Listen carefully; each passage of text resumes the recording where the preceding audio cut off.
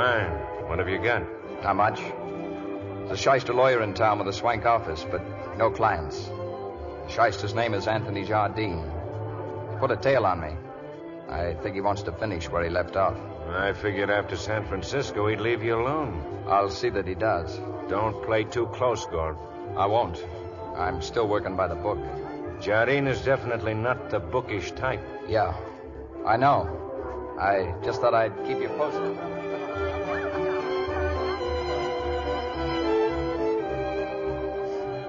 I decided to wait. Why? You've aroused the maternal instinct in me. I want to look out for you. You hate him an awful lot, don't you? Who? The man who hired White Suit. He makes hating easy. Brad, what has he got on you? Nothing. Nobody has. Nobody's going to. Come on. I'll take you home. I don't want to go home. I may have to work tonight. I can help you. No. Stop looking at me like that. Like what? As if I belonged to a test tube. Look, a guy named Jardine's afraid of me. Put a tail on me. Tonight he tried to kill me. He what? Yeah. In front of your apartment. Car came around the corner. How it missed hitting me, I don't know. Anyway, it did. So you go on trying. Now, you satisfied? No, I want to know why. Okay. I had a private agency in San Francisco. This guy Jardine was my partner. A lawyer. Swift cookie with the women. Worked his charm, then he worked a little blackmail on the side. I called him on it. We were driving out to his house.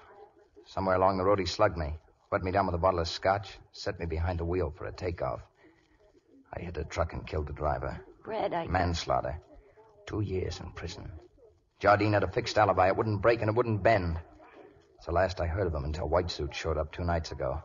Then the business tonight with a car. Why didn't you tell me before? Guy likes to hold his head up. Not look like a chump. That's not the real reason. Come on, say it. You're not so tough, Brad. You just like to think you are. I've cracked you wide open and you know it. Yeah, I know it. Still have to work tonight? That car almost clipped me. Fellow runs a newsstand on your corner sod. Got description, part of the license number. Is that what you told Lieutenant Reeves? I didn't tell Reeves anything. He got other contacts on the police force. There's a sergeant downtown who's checking the license plate for me. Told me to call him at 9 o'clock. That still leaves 30 minutes. Okay, baby. You win. Come on, let's have that dance.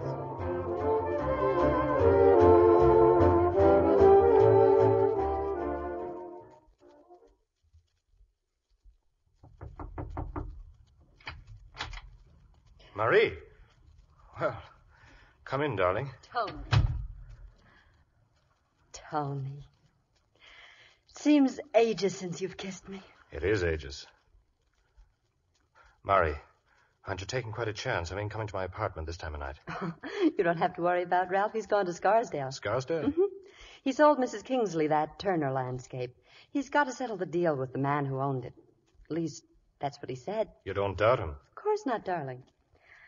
Anyway, I don't care anymore. I'm glad. I do want to talk to you. So strange, Tony. Ralph Wickett. He loves me. He gives me everything I could wish for. But still, it isn't enough. I know, dearest, I know. For 3 years, I've tried to stick it out with him, but I just keep sitting, listening to his paintings crack with age.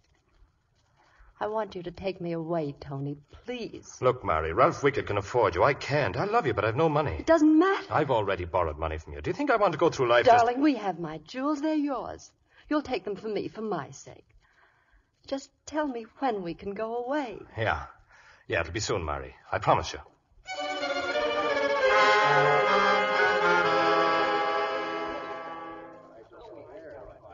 Well, Brad, what about the license number? Jardine's car, all right. I've got his address. I'm taking you home now. And then? Then I'm dropping by Jardine's apartment. I've got something to settle with him, once and for all.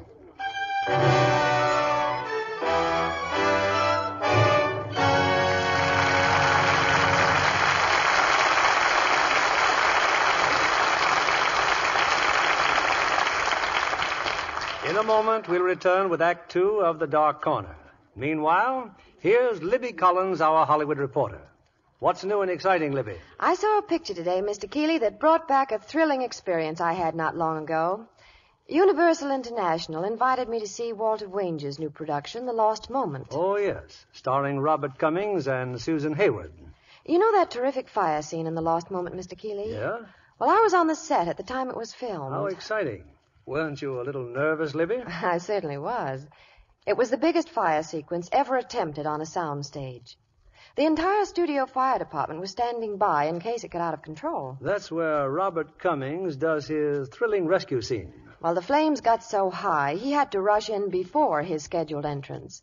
And then the firemen went into action. I was watching the scene with Susan Hayward, and we had to move fast to avoid being drenched. Well, I hope you succeeded, Libby. Yes, but you should have seen us. Our faces were smudged with soot. Mr. Kennedy, you'll be interested in this. Susan Hayward asked me to come back to her dressing room with her to freshen up. Ah, Lux toilet soap to the rescue this time. Right you are, John.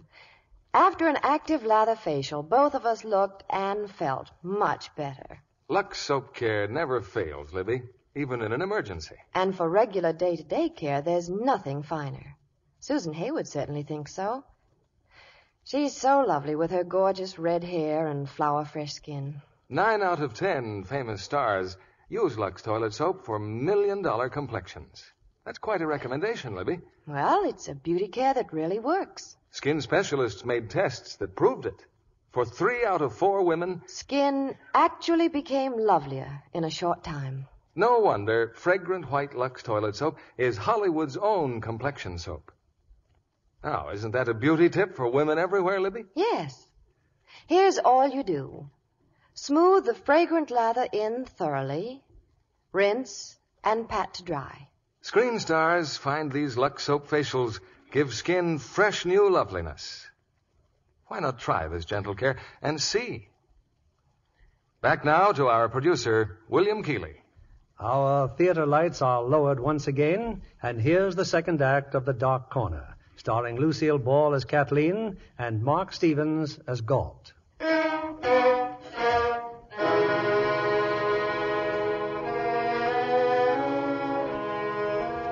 An hour ago, Mary Wickett, beautiful young wife of a rich and celebrated art dealer, entered the apartment of Anthony Jardine. But now at Jardine's door is a second visitor, Bradford Galt. What's the idea, Galt? What do you want here? Take it easy, Tony, and keep away from that desk drawer. There might be a gun in there. I said, what do you want? We'll get to that. Who else is here? No one. Whoever it is, I like her perfume. Surprised to see me? Certainly I'm surprised to see you. Ah, I had an idea you were in New York, but... And I intend to stay in New York, alive. I got a message to deliver. From me to you. Just 2 words. Lay off. I don't know what you're talking about. The guy in the white suit. Keep that mug away from me.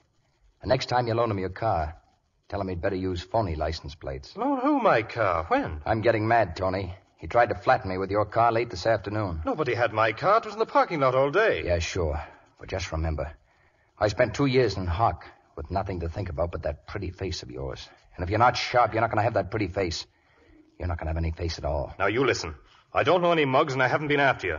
I didn't even know for sure you were in New York, and that's on the level. You on the level? Why, for 6 bits, you'd push your own mother out the window. I'm glad you swung on me, Tony. Even the cops would say I had a right to defend myself.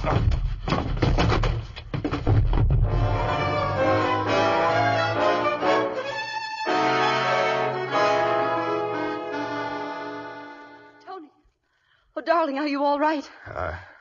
I'm all right. But who was here? Who came here to fight with you? Just forget about it, Mary. He won't bother me anymore. Well, I had to let him hit me. If I fought back, the neighbors might have heard, and with you here... Mary, you better go now. Just tell me one thing. Can we leave tomorrow night? Can we, darling? Yeah. Yes, Mary. We're expected at Mrs. Kingsley's, you know. We'll invent some sort of excuse. Wait for me here, Tony. I'll come tomorrow night as soon as I can. Hello, boss. Kathleen, what are you doing here? Waiting for you. Wish you'd speak to your landlord. What this corridor needs is a nice, comfortable chair. Oh, you've been worried about me, huh? I'm deeply touched. From the looks of you, I'm not the only one who's touched you. You should see Jardine. Well, come on in. Thanks. What happened? We talked. One thing led to another. Then he led with his right. After that, he stopped talking. Here I am. And where did all that get you? Nowhere, but I feel a lot better. Come on over here, baby, where you belong. No, thank you. If you're feeling that much better, I think I'll go home. Hey, wait a minute. What about that maternal instinct you talked about? That doesn't work after sundown. Brad, what about Jardine? You didn't find out anything about him, what he's doing? Yeah, he's a lawyer. You told me that before, but he has no clients. I heard him talking to someone when I got to his apartment. Who? A girl. Didn't see her. She must have used the back door. What does it all add up to, Brad? As far as I'm concerned, nothing. But I'm pretty sure Jardine's going to lay off me for a while.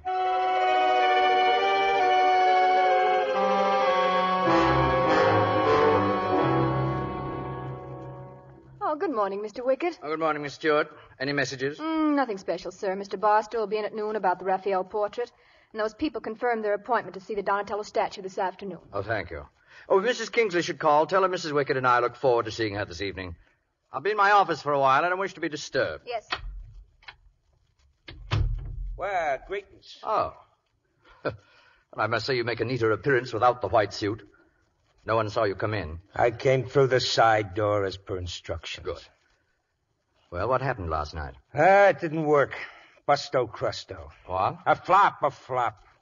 Oh, I borrowed Jardine's car, all right, and brushed off Galt, Well, certainly Galt must have suspected Jardine. Oh, he suspected fine. He went over to Jardine's place last night and pushed him around some, but that's all. Jardine is very much alive. Yes, I know.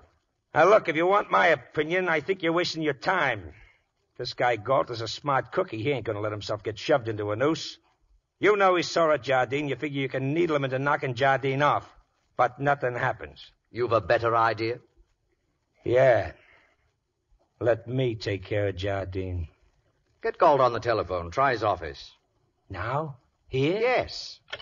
And stop flicking your ashes on my rug. That's a genuine cash hand. Oh. Now tell Galt you're through with Jardine. Sell him a bill of goods. Tell him that you're going to... Hello. Let me speak to Galt. Who's calling, please? Tell him the name's Foss. Fred Foss. Yes, Mr. Foss, just a moment. Brad, the suit's on the phone. The man in the white suit. Hello. Hello, Galt. Got any dough? Maybe. What are you selling? I'm selling Jardine short. He's slow pay, and I like to keep moving. Well, you want to know what he's up to, don't you? For how much? I need $200 to get out of town. Suppose we talk it over here in my office. Nothing doing. My apartment, then? What time? 8 o'clock. I'll be tied up until 8. 904 West 52nd. Apartment 307. 8 tonight. And I'll tip you off. If I can't show. Alone, Galt. Just you and me. Well, that's that. Is it? How are you going to get Jardine to go to Galt's apartment? After last night, he ain't going to pay no social call on Galt just to get pushed around some more. For one thing, he won't know it's Galt apartment. I'll tell him it's a legal matter I want him to handle for me. How do you know he ain't busy tonight? I've been very kind to Mr. Jardine. I've asked him to do me a favor. He'll do it. But you'll have to find some way of getting into Galt's apartment. That won't be tough. Have Jardine there by 7:30. I got a date with Galt at 8. Jardine will be there. You call me in the morning.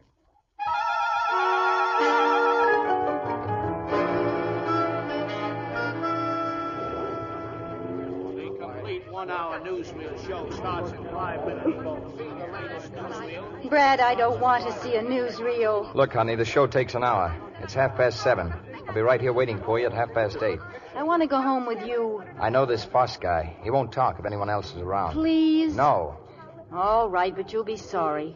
I'll look for you here at 8:30. Right. And I'll tell you all about it then.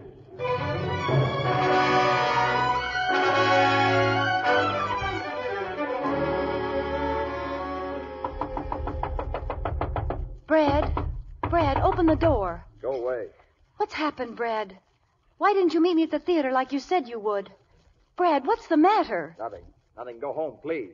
I'll see you later at your place. I won't go home. I'm going to stay right here until you open this door. Brad. All right. Come in. What's happened? Come in. Take a look. There in front of the fireplace.